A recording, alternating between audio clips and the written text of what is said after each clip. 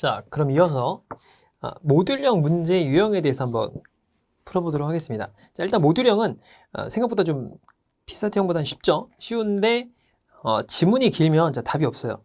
그러니까 너무 긴 지문보다는 짧은 지문을 좀 처리하고 넘어가면 됩니다. 시간이 부족한 시험들은 일단 내가 풀 수 있는 걸 빨리 풀고 그 다음에 두 번째 넘어와서 두 번째로 풀고 그 다음에도 시간이 나오면 못 푸는 걸 풀면 됩니다. 안 되면 다 찍어야죠. 뭐 방법이 없죠. 그러니까 최대한 시간 안배가 중요한 시험들은 이렇게 풀 수 있는 문제를 빨리 푸는데 이런 거는 풀 수가 있겠죠. 자, 보도자료를 봤더니 이렇게 봅니다. 자, 철도공단인데 광양에서 진주 전철화 사업을 본격합니다. 광양이 여기 있어요. 진주가 여기 있습니다. 그러니까 여기 빨간색으로 되어 있는 이 구간을 한번 이게 이렇게 연결한다는 거죠. 왜냐면은 여기까지 연결이 되어 있는데 여기 연결 안 돼 있으니까 이렇게 넘어가려면 이렇게 돌아가야 되거든요. 그걸 이제 막기 위해서 이렇게 했다 이거죠.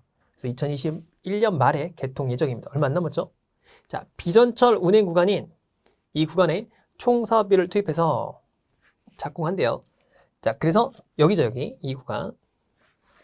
자, 그래서 친환경 고속철도인 200km급 고속철도를 하려고 합니다. 자, 그래서 봤더니 운행 시간이 단축된다. 그리고 이산화탄소가 줄어드니까 뭐 공기를 줄어드는 효과도 있겠죠. 자, 호남 지역을 이렇게 보는데 여기서 중요한 건 이런 주제문이죠, 주제문. 그렇죠? 자, 그래서 여러분들이 이렇게 보면서 바로 그냥 1번을 보는 거죠. 자, 광주 송정을 지나서 광주 송정 여기죠. 광주 송정을 지나서 광양까지 이어지는 광양이 여기예요. 자, 광양까지 이어지는 구간이 180km다라고 했습니다. 자, 그러면 자, 계산해 보면 여기가 82.5죠. 여기 이렇게 계산해 보면 여기가 104.4예요. 그리고 순천에서 광양까지가 9.2죠. 그 다음에 진주가 51km 정도 돼요. 그러니까 약 한 164? 뭐 정도 되죠. 180km가 넘지가 않죠. 그러니까 여기까지는 괜찮은데 여기가 넘어가야 이제 광양에서 진주까지 넘어가야 약 한 180km가 넘겠죠. 그러니까 여긴 광양까지니까 틀렸네요. 그렇죠? 간단하겠네요. 자, 이미 경전선은 2012년 6월 순천 광양간, 순천에서 광양간 이미 뚫었다는 거잖아요. 그렇죠? 그래서 여기 나오죠. 2012년 6월 달에 순천 광양 구간을 개통했어요. 자, 그 다음에 비전철 운행 구간인 광양 진주 구간, 여기죠. 여기가 아직 비전철 구간이잖아요. 그래서 효과가 있겠다. 그런 얘기죠. 여기를 이제 이어서 좀 더 빠르게 진출할 수 있겠다. 라는 거고. 자, 그 다음에 이산화탄소를 줄여주죠. 그 다음에 25분간 단축됩니다. 그래서 이 정도로 속도로 운행이 되겠고, 자, 경전선 광양 진주 전철화 사업은 영호남 지역을 더 빠르게 이어줘 주민들의 교통 편의를 향상시키고 온실가스 감축이 되겠죠. 여기 나오죠. 그러니까 1번이 틀렸네요. 그러니까 이렇게 간단하게 나오는 문제들은 여러분들이 꼭 푸셔야겠죠. 자, 2번 지문 한번 보겠습니다. 전 요거를 보고, 자, 여러분들은 문제를 보도록 합시다. 자, 봤더니 동두천간이에요. 그런데 이제 1호선에 열체 운항이 4차 조치라는 거예요. 그러니까 1차, 2차, 3차가 있다는 거죠. 있다는 거고, 변경전에서 일반 급행을, 그러니까 급행을 일반으로 전환됐다라는 거예요. 그래서 이쪽으로 전환한 겁니다. 왜 그러냐? 급행은 막 건너뛰잖아요. 근데 일반은 다 쓰니까 좀 편리하겠죠. 그러니까 사람들을 많이 태울 수 있겠잖아요. 그래서 1호선 열차 운행 시간을 조정한다. 그래서 이렇게 이 열차 지연에 대한 이용 불편을 줄이기 위해서인 거죠. 자, 그래서 신창 청량리간 2회를 일반 열차로 전환하는 거죠. 그 다음에 또한 퇴근 시간대에 일반 열차를 1회 증편합니다. 그래서 밑에 있는 그런 시간대별로 된다라는 거죠. 그래서 이때 하나 증편하는 거고 이거 변경한 거죠. 그러니까 증편도 하고 변경도 한 거예요. 그러니까 이런 지문들이 많이 나오잖아요. 자, 봅시다. 위에 보도 자료를 바탕으로 해서 제대로 이해하지 못한 애가 누구냐 이렇게 물어봤어요. 그럼 철수를 한번 읽어보겠습니다. 자, 1호선 열차 운행 일부 변경으로 인해서 24일부터 이때부터네요. 신창에서 청량리까지, 여기 신창에서 청량리까지죠. 구간에 청양까지 구간과 구로에서 동두천까지 출퇴근 시간에 열차 지연 등에 대한 불편함이 줄겠건, 요거 하는 목적이 그거잖아요. 자, 이번에 철도 개편에 이어서 4월 달에는 전편 개편을 하다니 한다니 1호선을 이용하는 고객들에겐 희소식이 아닐 수 없어. 자, 4월 달에는 여기 보면은 한편 오늘 4월 달에는 전평 개편을 예정이라고 했잖아요. 맞네요. 자, 이번 조치로 급행 열차와 일반 열차의 운행 횟수가 늘어서 고객의 불편이 더 사라지겠어. 틀렸죠? 급행은 줄고 일반이 늘었잖아요. 그러니까 디귿은 틀렸네요. 자, 이미 세 차례 진행을 했음에도 열차 지연 문제가 해소되지 않아서 나온 방안이구나. 그렇겠죠. 3차까지 했는데 지연이 계속 되니까 그렇게 바뀌었겠죠. 자, 세 번째 봅시다. 세 번째 문제. 4차 조정 주요 조치 세부 사항을 보고서 바르지 않은 것이 무엇이냐. 자, 1호선 지연 해소 방안 1차는 총 8회 추가 운행을 했다. 여기 보면 급행유차 2회를 투입했고 6회를 증편했으니까 총 8회를 추가로 투입한 거겠죠. 자, K712와 K711은 일반 열차다. 여기가 일반 열차로 전환된 거잖아요. 맞죠? 자, 4차 지연 해소 방안에서 퇴근 시간대 구로에서 동두천로 가는 게 얘예요. 그런데 종각에서 퇴근해요. 그러니까 종각에 퇴근하는 이때 도착을 하죠. 그런데 얘가 18시 51분에 간대요. 못하죠? 이때가 출발하니까. 그러니까 이때 가니까 틀렸겠네요. 자, 수도권 전철 1호선 지연 방안 해소 4차까지 진행되면서 병전 서울 간의 조정은 총 2번 있었다. 그러면 서울 병점이 여기 있죠? 한 번, 서울 병점이 2번이네요. 그래서 맞죠? 자, 수도권 전철 1호선 지연 해소 방안 3차는 13시와 23시에 급행 열차를 6회 일반 전환이 되었다. 맞죠? 그래서 정답이 3번이 됩니다. 어떠세요? 조금 약간 이해가 가는 문제죠? 넘어가서 이거 한번 봅시다. 자, 여기 봤더니 바르지 못한 것이에요. 바르지 못한 거. 그때 한번 사고 났었죠? 4월 달에. 그래서 거기에 대해서 일제 점검과 노후 차량 교체 등에 대해서 안전 대책을 마련하기로 했다. 그래서 대전 사옥에서 14일에 발생한 신길역 전동 열차 사고 관련 대책 회의를 열었습니다. 그래서 이런 것들을 했다. 자, 자체 조사 결과 동종 노후 차량 7편을 전체에 대해서 즉시 일리 점검을 했고 2644칸에 대해서 단계별로 점검을 진행하기로 했습니다. 그러니까 한 번에 다 할 수 없잖아요. 그렇다. 그래서 이런 식으로 하게 된다라는 겁니다. 그래서 1번부터 한번 봅시다. 한국철도는 철도 점검뿐만 아니라 신규 전동 열차를 도입할 계획도 가지고 있다라는 거죠. 그래서 2대를 추가로 투입한다 라고 되어 있고, 자, 노후 차량은 70칸은 올해부터 내년까지 순차적으로 전량 교체하고 내년까지는 신규 열차 도입을 진행 중이다라고 했으니까 맞는 거겠죠. 자, 본 사건을 계기로 하루에 100칸씩 점검을 한다고 가정한다면 모든 차량에 대해서 점검을 할 경우 27개월 정도가 소요된다. 자, 2644칸을 해야 되잖아요. 그렇죠? 그 2644칸이니까 하루에 100칸씩 한다고 해도 한 달에 100칸씩 해도 총 27개월 정도 걸리겠죠? 그래서 맞습니다. 자, 그 다음에 선로 점검도를 강화하기 위한 방안으로 한국철도는 2가지 방안을 고려하고 있다. 자, 선로 점검도를 여기 강화하기 위한 방안이 뭐냐? 자, 선로 점검도를 강화하기로 했습니다.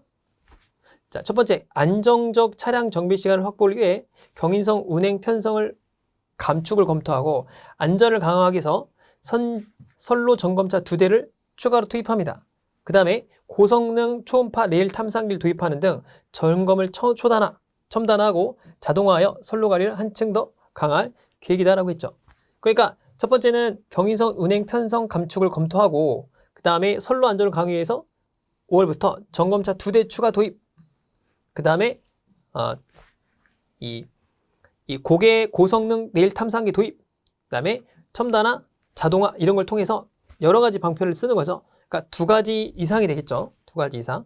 그래서 요건 좀 틀렸다 이렇게 보는 거죠. 자, 세 번째, 한국철도는 본 사업을 시행하기 위해서, 그러니까 강화하기 위해서 차량 정비도 하고 그 다음에 이런 조치들을 다 취한다 이거잖아요. 자, 그 다음에 한국철도는 본 사업을 시행하기 위해 당국에 재정 지원을 요청할 정도로 재무상황이 악화되어 있다. 여기 보면은 재무상황을 감안해서 차질 없는 노후차를 교체를 위해서 당국에 재정 지원을 요청하기로 했죠. 그러니까 요즘 어렵죠.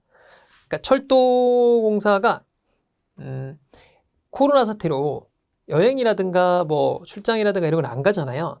그러니까 생각보다 그러니까 돈을 많이 벌지 못해요. 코레일이 생각보다 돈 많이 벌지 못합니다. 그러니까 그런 것 때문에 더 악화돼 있고, 뭐 비행기도 그렇고 운송수단 업체들은 다 지금 안 좋죠. 다 안 좋은 상태입니다. 자, 대전 사옥에서 발생한 신길역 전동열차 사고는 주행장치의 차축 베어링이 고열해서 파손되면서 열차가 궤도를 이탈했다 라고 되어 있는데, 여기 나오죠. 파손되면서 잠정 추정하고 있다. 3번이 틀렸다라고 보면 되겠네요. 자, 그 다음 요거는 코레일 사내 복지 관련 기준, 지급 기준입니다. 요거는 그냥 코레일이 있는 거 그대로 갖다 쓴 거예요. 그러니까 그 기준대로 보시면 돼요. 자, 사내 근로복지기금과 보육비하고 학자금을 지원해줘요. 이게 좋은 거죠. 바르지 못한 거를 보자라는 거니까. 그러니까 이런 지문을 통해서 한 번씩 보는 거예요. 보고서 시험장에 가면 좀 친근해지겠죠. 그럼 잘 풀 수가 있겠죠. 봤더니 축의금 보통 주죠. 사망 조의금, 본인은 100만 원, 배우자 및 자녀도 100만 원. 자, 본인과 배우자의 부모인데 조부모까지가 50만 원이에요. 본인과 배우자의 엄마 아빠죠. 그래서 조부모니까 부모가 100만 원이고 할머니 할아버지는 50만 원 준다. 뭐 그런 거겠죠. 자, 보육비가 나오는데 6세 미만의 취학 전 자녀에게는 이런 걸 준다. 자, 학자금은 뭐냐? 입학금에 대해서 융자해줘요.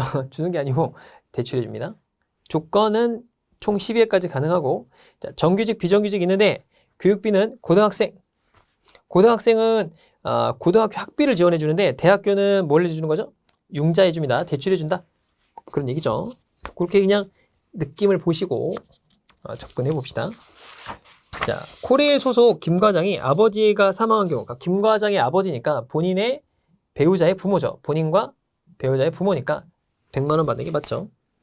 자, 이전무의 자녀가 대학교를 입학할 경우, 자, 대학교를 입학했어요. 임원이죠. 임원이니까. 자, 그래서 입학금, 등록금, 기성회비를 전액 주는 게 아니죠. 대출해 주는 겁니다. 맞고. 자, 코레일 소속 박대리는 3세 딸이 있는 경우 보육시설 운영비를 지원받을 수 있다. 자, 6세 미만이니까 3세니까 보육시설 운영비를 지원받을 수가 있겠죠. 뭘 받느냐? 비품, 연료비, 재수수료 등에 대해서 예산 범위 내에서 지원이 가능합니다. 자, 보육시설 운영비를 지원해 주는 거지 보육 지원은 안 해줘요. 자, 그 다음에 밑에 4번 한번 볼까요? 코레일 정비직으로 일하는 강 기사님은 현재 비정규직으로 근무하는 중에서 대학생 자녀가 있는데 학자금 융자를 받을 수가 없나요? 여기 있죠? 학자금 융자를 받을 수 있습니다. 그러니까 정규직, 비정규직 상관없죠? 받을 수 있다. 틀렸고. 자, 그 다음에 코레일 소속 정규직 송정비사는 부모님이 칠순이 되는 경우 30만 원을 지원받을 수 있다. 라고 했어요. 자, 칠순잔치죠? 여기 보면 칠순이 어디 있어요? 여기 있죠? 아이고, 여기 나오네요. 그러니까 보면은 칠순잔치니까 30만 원을 지원받을 수 있겠죠. 정답이 4번이 됩니다. 이런 거 잘 나와요. 그래서 꼭 기억을 하시면 좋을 것 같고. 자, 과징금에 대한 처분입니다. 올바르지 않은 것을 골라라. 라고 했죠. 자, 보면 철도사업법 과징금의 처분에 관한 내용이다. 자, 국토교통부 장관은 철도 사업자에게 사업 정지 처분하고 뭐 이렇게 해서 과징금을 처분하는 내용들이 쭉 나오죠. 자, 한번 봅시다. 과징금 사용의 절차, 운용 계획의 수립, 시행에 관한 사항은 국토교통부령으로 한다라고 했어요. 자, 그러면 이 내용을 보게 되면 과징금 사용의 절차죠. 절차에 대한 내용이니까 여기 나오네요. 과징금 사용의 절차, 운용계획의 수립, 시행에 관한 사항, 그 밖에 필요한 건 국토교통부령이죠. 자, 이런 거 할 때 항상 누구 령이라는 거 중요해요. 대통령령이냐, 국토장관부령이냐, 행자부 장관령이냐, 이게 달라요. 근데 장관급은 장관급이 똑같은 거예요. 이렇게. 경찰청은 어디 있죠? 경찰청은 행정안전부, 그러니까 행안부 소속이에요. 행안부 소속. 그러면 검찰청은 어디 있죠? 검찰청은 어디 소속이죠? 여기는 법무부 소속이죠. 그러니까 부 밑에 청이 있는 거예요. 그러니까 법무부 장관이 검찰총장보다 더 위에 있는 거예요. 검찰총장이 있고, 자, 경찰총장이 있죠. 그러면 행정안전부 장관이 경찰총장한테 야, 너 이거 해. 그러면 해야 돼요. 왜냐면 직속 상관이거든요. 그러니까 마찬가지로 법무부 장관이 경찰총장에게 야, 너 이거 해. 그럼 해야 돼요. 왜냐? 직속 상관이기 때문에 그래요. 원칙적으로. 자, 그렇다. 그러니까 이런 직급들을 좀 알면 되고. 자, 그 다음에 자, 과징금을 위반하는 행위의 종류, 부과 기준, 징수 방법은 교통부 장관이 한다. 라고 했네. 과징금을 위반한 행위의 종류, 부과 기준, 징수 방법은 대통령령으로 정합니다. 틀렸죠? 자, 징수한 과징금은 철도 사업의 경영 개선이나 그 밖의 발전을 위해서 사용합니다. 여기 나오죠? 맞죠? 자, 과징금 처분을 받은 자가 납부 기한까지 과징금을 내지 않으면 국세 체납 처분과 똑같이 처리한다. 라고 되어 있습니다. 여기 나와 있죠? 국세 체납 처분의 예가 뭘까요? 어떻게 뺏는 거죠? 그냥 압류해가지고 뺏어버리는 게 국세 체납 처분에 대한 예입니다. 국세 체납 처분이 뭐예요? 국세를 안 내면 국세를 갖다가 정부에서 안 낸 사람에게 대해서 체납자에게 대해서 재산이라든가 이런 걸 압류해 갖고 환수하는 걸 절차를 말하죠. 그러니까 악마죠. 과징금 안 내면 똑같이 한다는 거니까 굉장히 강력합니다. 이거 세금을 안 내면 굉장히 강력해요. 자, 그 다음에 영업 정지 처분이 그 철도 사업자가 제공하는 철도 서비스의 이용자에게 심한 불편을 주거나 그 밖에 공익을 해칠 우려가 있을 때에는 최대 1억 원의 과징금을 징수할 수 있다. 자, 이렇게 돼 있죠. 자, 그래서 여기 보면 사업 정지 처분을 가름해서 1억 원 이하의 그런 부가 징수를 할 수가 있다라고 돼 있죠. 그러니까 맞는 거죠. 자, 그럼 이어서 7번, 8번을 볼게요. 이게 뭐냐? 코레일 기호 일람표라고 하는 겁니다. 그래서 요 방식대로 이제 간다라는 거고, 그럼 이제 표를 읽는 법을 한번 보도록 하겠습니다. 자, 문제는 7번부터 봅시다. 7번에 1번을 봤더니 자, 금정역은 주 1회 이상 여객 열차를 운행하고 있다. 거기 보면 요 표시죠. 요 표시. 주 1회 이상 여객이 뭐예요? 사람을 이렇게 왔다 갔다 하는 걸 수단으로 운송수단을 이용하는 거고, 요건 화물 열차만 운행하는 게 요거죠. 화물만 왔다 갔다 하는 겁니다. 자, 그 다음에 2번에 경인선은 27km다. 거기 보면 27로 돼 있죠.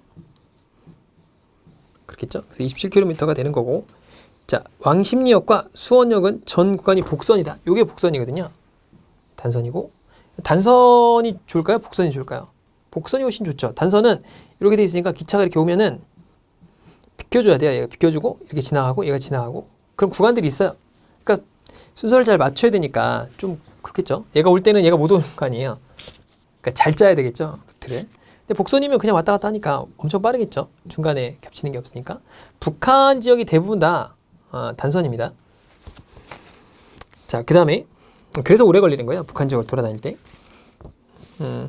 그 다음에 3번에 3번 봤죠? 4번 강남역과 광교역 사이에는 전 구간이 전철화되어 있지 않다. 자, 이 표시를 보면 전 구간 전철화예요. 맞죠? 맞다. 자, 금정역과 남태역 사이에는 역수가 10개죠? 맞네요. 자, 8번을 봅시다. 자, 경북선은 전 구간 전철화되어 있다. 여기 보니까 경북선은 거기 표에 보면 이렇게 되어 있어요. 전 구간이 비전철화되어 있지 않다라고 되어 있잖아요. 그러니까 틀렸죠. 자, 경춘선은 노선을 대체하거나 비슷한 경로를 경유하는 노선이 착용하여 공사가 진행 중이다. 자, 경춘선을 봤더니 표시가 여기로 되어 있어요. 여기 밑으로 쭉 내려보면 여기죠. 여기가 되어 있죠. 노선을 대체하거나 비슷한 경로를 경유하는 노선이 착공 중이다. 그러니까 노선이 오래되거나 해가지고 지금 현재 비슷한 경로를 만들고 있다 이런 거죠. 자, 원곡역과 안산역 사이에는 철도 시스템의 유지를 위해 운행 중이다. 그러면은 거기 보면 원곡역과 안산역 사이는 뭐죠? 서해선이죠. 서해선을 봤더니 요 표시가 있어요. 요거죠. 요거 위로 올라가면은 운행 표시에 지금 이 표시가 있는 거죠. 이 표시. 그렇죠? 서해선에는 이 표시가 있네요. 자, 그러면은 시스템 유지를 위해 운행 중이다. 그래서 여기 보면 시스템 유지를 위해서 운행 중이죠. 자, 그 다음에 현재 경북선은 정기 부정기 운행 내지는 운행을 중단하였다. 자, 위에 경북선을 볼까요? 경북선을 봤더니 이 표시가 있죠. 부정기 운행 내지는 운행이 중단됐다. 맞죠? 자, 남강릉역과 안익역 사이에는 현재 단선이다. 거기 보면은 어디 나와 있죠? 그 경강선을 보면 나오잖아요. 아까 경강선 원주 강릉 지역이 단선이에요. 우리나라 단선이 있습니다. 맞전이죠? 이렇게 딱 보니까 맞죠? 그러니까 정답이 1번이죠. 그러니까 헷갈리죠? 그러니까 왔다 갔다 좀 잘하셔야 돼요. 그러니까 이런 표가 있다. 그러니까 이런 걸 좀 보면서 생각을 해보는 거죠. 아, 이런 게 있구나. 참 보자는 내용이었습니다. 자, 넘어가서 자, 9번 한번 볼까요? 이런 문제가 나오면 그냥 무조건 보기부터 봅니다. 쭉 볼게요, 제가. 옳은 것을 고르라고 했죠? 그러면 이런 문제 나오면 그냥 직관적으로 보는 거예요. 자, 발주기관은 연구 용역이 완료된 후에도 연구 관련된 자료를 요청할 수 있다. 그러니까 발주기관이 발주한 거죠. 여기 있죠? 발주기관 과업 담당자 및 연구진 전원에게 참석 대상이 되고요. 그래서 여기 볼게요. 연구진은 용역 완료 후에라도 발주기관이 연구 결과에 관련된 자료를 요청하면은 성실히 내야 됩니다. 왜냐? 돈 줬으니까. 돈 주니까 이런 거 내야겠죠? 성실히 내니까 얼마나 많이 내야 될까요? 그것까지는 모르겠다. 아무튼 많이 내야 된다 이런 거죠. 그러니까 맞네요. 자, 과업 수행을 위한 전체 회의 및 보고 횟수가 총 8회다. 자, 조심할 거 있어요. 전체 회의하고 그 다음에 보고 횟수를 더해야 돼요. 이걸 두 개를 더해서 총 8회 이상이 되냐 이렇게 물어본 거죠. 최소 8회냐 이렇게 물어본 겁니다. 그럼 볼까요? 보고는 여기 한 번 하죠. 중간 보고 2번 합니다. 최종 보고 한 번 하죠. 그러니까 총 보고는 4번 해요. 4번 이상을 해야겠죠. 왜냐? 수시 보고가 존재하니까 뭐 아무리 보고 안 해도 4번은 기본 베이스로 깔고 가야 되죠. 자, 회의는 착수 보고 전 한 번 합니다. 각 중간 보고 전에 또 해야 되니까 2번 하겠죠. 최종 보고 전에 해야 되니까 총 4번을 해야 돼요. 그러니까 이거 4번, 얘 4번, 최소 8회는 해야겠죠. 맞는 설명이네요. 자, 연구진은 연구 수행 기간 중 책임 연구원과 공동 연구원을 변경할 수 없지만 연구 보존의 경우에는 교체가 가능하다. 자, 여기 봤더니 연구진은 임의로 교체할 수 없어요. 그러니까 연구진이 여기죠. 그런데 부득이한 경우에는 구성원의 경력 등에 따라서 승인을 받아도 교체할 수 있네요. 그러니까 얘네 싹 다 교체 가능하죠. 누구에 따라서 이렇게 발주기관에 제출해서 승인을 받으면 가능하다. 틀렸네요. 자, 중간 보고서의 경우 그 출력물과 재본 비용의 지출 행위에 대해서 발주기관이 책임지나요? 아니죠. 재반 비용은 자, 연구진이 책임집니다. 얘네들이. 틀렸죠? 그래서 이런 거는 그냥 다이렉트로 쫙 들어가면 됩니다. 자, 그 다음에 10번 한번 봅시다. 봤더니 공매 입찰 공문을 보고서 설명한 것 중 적절하지 않은 걸 골라라라고 돼 있고 문제가 다음에 있네요. 엄청 복잡하죠? 다음 문제를 보니까 이런 식으로 나와요. 3회 이상 투차라면 입찰금을 납부하고 투차해야 된다. 이런 식이 나오죠. 자, 한번 볼까요? 위에서 하나씩 체크하면서 보도록 합시다. 자, 1번 본 입찰은 한국자산관리공사가 운영하는 전자자산 처분 시스템 온비드라고 있어요. 자산관리공사가 하는 거. 거기서 입찰 방식으로만 한다. 이거는 여기 나와 있죠. 입찰서 제출은 여기서만 하는데 뒤에 또 자세하게 나와요. 여기 나오죠. 여기. 입찰서는 반드시 온비드 인터넷 입찰 공고를 통해서 해야 된다. 라고 되어 있죠. 맞죠? 자, 동일인이 3회 이상 입찰 시 입찰서 제출 시 입찰 보증금을 납부하고 투차해야 된다라고 되어 있습니다. 그러면 여기 보면은 쭉 올려볼게요. 여기 되어 있죠. 동일한 입찰에 대해서 2회 이상 유효한 입찰서를 제출하게 되면 입찰금을 납부하지 않은 입찰서는 그러니까 하거나 또는 입찰 보증금을 납부하지 않으면 모두 무효 처리가 되니까 얘는 입찰 보증금을 내고 이렇게 입찰이 되는 게 아니라 그냥 무효가 되는 거예요. 그래서 얘는 틀렸죠. 자, 그 다음에 제출 마감 시간에 장애가 발생할 것으로 발생할 수 있기 때문에 1시간 전에는 투차를 완료할 것을 권고하고 있다 라고 돼 있죠. 자, 보면은 대한민국 거주하는 사람들은 이렇게 되겠고, 자, 그 다음에 여기 나와 있죠. 다음 페이지에 제출 마감 시간 전에는 장애가 발생할 수 있기 때문에 1시간 전에는 투차를 완료해라. 바랍니다라고 되어 있으니까 권고하는 거죠. 자, 동일한 입찰에 대하여 동일인 또는 2회 이상의 유효한 입찰서 제출하고 입찰 보증금을 납부하지 않으면 입찰서는 무효 처리된다. 여기도 무효 처리가 돼 있고 앞에도 돼 있죠. 자, 마감일시가 언제예요? 마감일시를 봤더니 여기 나와 있죠. 자, 이 시간도 시험에 잘 나옵니다. 잘 나오고 요거 잘 나와요. 예정가 이거 1,000원이니까 25억이에요. 이거 25. 그 다음에 제일 잘 나오는 게 뭐죠? 부가세 포함. 이거 제일 잘 나오죠. 부가세가 포함되어 있냐? 그렇지 않느냐? 요거 시험에 잘 나옵니다. 그 다음에 11번 같은 거 한번 볼까요? 자, 원산지 표시 방법인데 이걸 한번 봅시다. 이런 문장들은 조심을 해야 돼요. 뭐냐면 어떻게 판단할 거냐에 따라 다르기 때문에 돼지고기, 닭고기, 오리고기죠. 그러니까 여기 이제 돼지고기가 있고 닭고기가 있고 오리고기가 있고 이건 배달을 통해서 판매되는 닭고기만이에요. 그걸 차이점을 좀 봐야 됩니다. 자, 그 다음에 원산지 등은 국내산과 수입산으로 구분하고 있는데 이런 내용들이 나오고 있죠. 잘 봅시다. 국내산 돼지고기와 프랑스산 돼지고기를 섞었어요. 그 다음에 섞은 다음에 돼지갈비를 유통합니다. 그러니까 섞는 경우에 원산지가 다른 돼지고기 또는 닭고기, 그러니까 돼지고기도 되고 닭고기도 되겠죠. 섞은 경우는 그 사실을 표시해야 됩니다. 자, 그러니까 돼지갈비 표시하고 어디에요? 프랑스하고 국내산을 섞었다. 그러니까 돼지갈비라고 써야겠죠. 그래서 프랑스산 섞음 이렇게 써야겠죠. 그러니까 기억번은 맞죠. 덴마크산 돼지를 수입했어요. 그러니까는 수입을 했습니다. 수입산의 경우에는 수입 국가명을 표시해야 된다. 라고 됐어요. 자, 1개월간 사육을 했습니다. 자, 거기 보니까 다만 수입한 돼지를 국내에서 2개월간 사육한 후 국내산으로 유통하거나 닭, 오리는 한 달이에요. 그러니까 돼지는 2개월을 사육을 해야 돼요. 그럼 국내산이라고 표시할 수 있겠죠. 그런데 한 달밖에 안 지났죠. 그러니까 어떻게 표시해야 돼요? 얘는 삼겹살 유통할 때는 삼겹살 국내산으로 하면 안 되고 삼겹살 덴마크산으로 해야 되죠. 여기 1번과 2번에 따라서 틀렸네요.